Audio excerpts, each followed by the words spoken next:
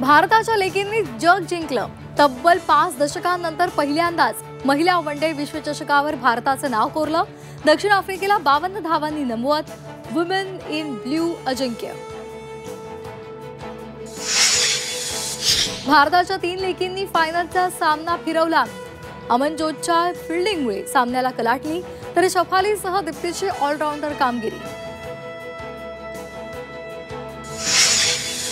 भारताच्या विजयानंतर देशभरात पुन्हा दिवाळी। फटाके फोडत भारतीय महिलांच्या विजयाचं जोरदार सेलिब्रेशन। रात्री 2 वाजल्यानंतरही जल्लोष। अजित पवारांची महाराष्ट्र ऑलिम्पिक संघटनेच्या अध्यक्षपदी एकमतानं निवड। 31 पैकी 22 संघटनांचा दादांना पाठिंबा, तर वरिष्ठ उपाध्यक्षपदी मुरलीधर मोहोळ यांची निवड। मतदार यादी घोळावरून सत्ताधारी आणि विरोधकांमध्ये राजकीय सामना रंगणार। मतचोरी संदर्भात उद्धव ठाकरेंची आज पत्रकार परिषद, तर आशिष शेलारही महाविकास आघाडीच्या आरोपांचा भांडाफोड करणार। माजी खासदार नवनीत राणांना पुन्हा जीवे मारण्याची धमकी।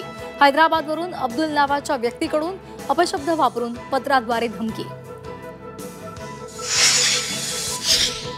शिवसेना उद्धव बाळासाहेब ठाकरे पक्षाच्या उपनेत्या सुषमा अंधारेंची आज फलटणला त्या जाणार। डॉक्टर महिला आत्महत्या प्रकरणामध्ये पोलिसांना जाब विचारणार। कबूतरखान्यासंदर्भात जैन समाजाचं आजपासून उपोषण। कुलाब्यामधील जैन मंदिरापासून ते आझाद मैदान मोर्चा काढत उपोषणाला सुरुवात करणार। इस्रोची बाहुबली कामगिरी। बाहुबली रॉकेटद्वारे CMS-03 उपग्रहाचं यशस्वी प्रक्षेपण। CMS आजवरचा सर्वात जड उपग्रह।